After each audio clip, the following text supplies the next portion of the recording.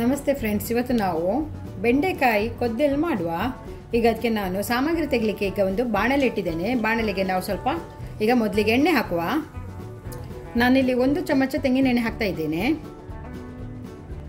ಮೊದಲಿಗೆ ಅದಕ್ಕೆ ನಾನು ಈಗ 2 ಸ್ಪೂನ್ ಕೊತ್ತಂಬರಿ ಬೀಜ ಹಾಕ್ತಾ ಇದ್ದೇನೆ, 1 ಸ್ಪೂನು ಉದ್ದಿನಬೇಳೆ, 1 ಸ್ಪೂನು ಜೀರಿಗೆ, 1/4 ಸ್ಪೂನು ಮೆಂತೆ, ಸ್ವಲ್ಪ ಕರಿಬೇವು ಸೊಪ್ಪು ಹಾಕಿ ನಾವೀಗ ಫ್ರೈ ಮಾಡುವ. ಒಂದು ನಿಮಿಷ ಫ್ರೈ ಮಾಡಿದರೆ ಸಾಕು.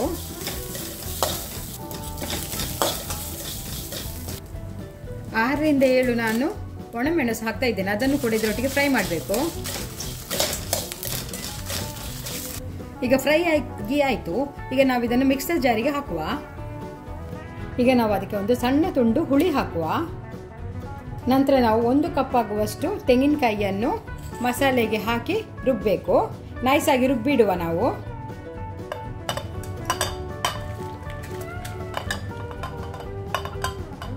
ಇಲ್ಲಿ ನಾನು 3/4 kg ಬೆಂಡೆಕಾಯಿಯನ್ನು ತೊಳೆದು ಒರೆಸಿಟ್ಟಿದ್ದೇನೆ. ಈಗ ಇದನ್ನು ನಾವು ಕಟ್ ಮಾಡುವ.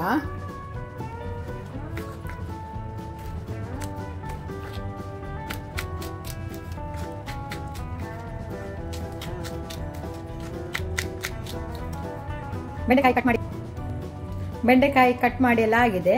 ಇನ್ನು ನಾವು ಸಾಂಬಾರು ಮಾಡುವ. ಈಗ ಒಂದು ಪಾತ್ರೆ ಇಟ್ಟು ನಾವು ಕಟ್ ಮಾಡಿದಂತಹ ಬೆಂಡೆಕಾಯಿಯನ್ನು ಹಾಕುವ.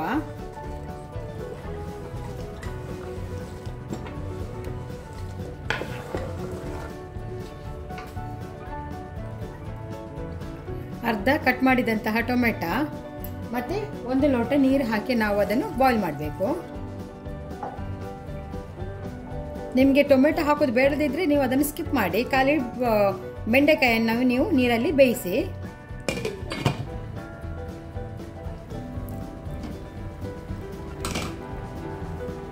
ಬೆಂಡೆಕಾಯಿ ಈಗ ಬೇಯ್ತಾ ಬರುವಾಗ ಅದಕ್ಕೆ ಸ್ವಲ್ಪ ಅರಶಿನ ಪುಡಿ ಹಾಕುವ, ಒಂದು ಅರ್ಧ ಚಮಚ,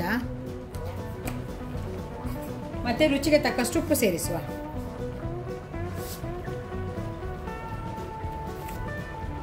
ಈಗ ಎಲ್ಲವನ್ನೊಮ್ಮೆ ಚೆನ್ನಾಗಿ ಮಿಕ್ಸ್ ಮಾಡುವ.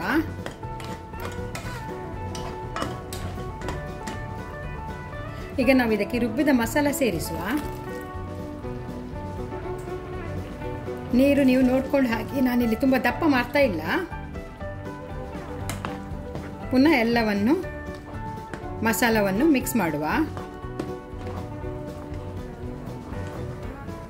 ಮಿಕ್ಸ್ ಮಾಡಿದ ನಂತರ ನಾವು ಮುಚ್ಚಳ ಮುಚ್ಚಿ ಒಂದು 10ರಿಂದ 15 ನಿಮಿಷ ಬಾಯ್ಲ್ ಮಾಡುವ.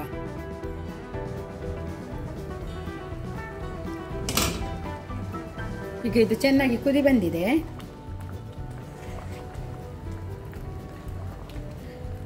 ಇನ್ನು ನಾವು ಪಕ್ಕಕ್ಕೆ ಇಟ್ಟಿದ್ದಕ್ಕೆ ಒಂದು ಒಳ್ಳೆ ಒಗ್ಗರಣೆ ಕೊಡುವ. ನಾನು ಒಗ್ಗರಣೆಗೆ ಇಲ್ಲಿ ಒಂದು ಸಣ್ಣ ಪ್ಯಾನ್ ಇಟ್ಟಿದ್ದೇನೆ. ಅದಕ್ಕೆ ನಾನು 2ರಿಂದ 3 ಸ್ಪೂನು ಸ್ವಲ್ಪ ತೆಂಗಿನ ಎಣ್ಣೆ ಹಾಕ್ತಾ ಇದ್ದೇನೆ. ತೆಂಗಿನ ಎಣ್ಣೆ ಬಿಸಿ ಆಗಲಿ. ಎಣ್ಣೆ ಬಿಸಿ ಆಗ್ತಾ ಬರ್ತಾ ಇದೆ. ಈಗ ಅದಕ್ಕೆ ನಾನು 1 ಸ್ಪೂನು ಸಾಸಿವೆ ಹಾಕ್ತಾ ಇದ್ದೇನೆ.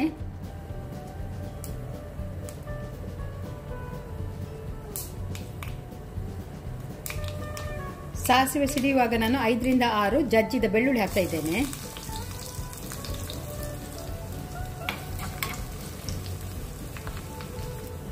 ಸ್ವಲ್ಪ ಕರಿಬೇವು ಸೊಪ್ಪು ಹಾಕ್ತಾ ಇದ್ದೇನೆ. 2 ಕಟ್ ಮಾಡಿ ಹಾಕುವ ಒಂದು ಒಣಮೆಣಸು,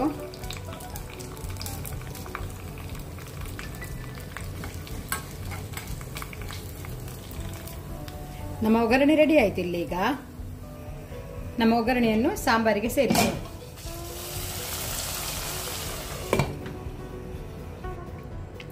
ರುಚಿಯಾದ ಬೆಂಡೆಕಾಯಿ ಕೊದ್ದೆಲ್ ರೆಡಿಯಾಗಿದೆ.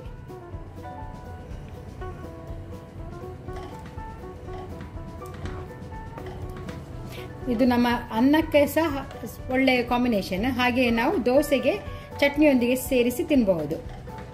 ಓಕೆ ಫ್ರೆಂಡ್ಸ್, ಹಾಗಾದರೆ ನನ್ನ ಈ ರೆಸಿಪಿ ನಿಮಗೆ ಇಷ್ಟ ಆಗಿದ್ದರೆ ಪ್ಲೀಸ್ ಸಬ್ಸ್ಕ್ರೈಬ್, ಶೇರ್, ಲೈಕ್ ಮತ್ತು ಕಮೆಂಟ್ ಮಾಡಿ.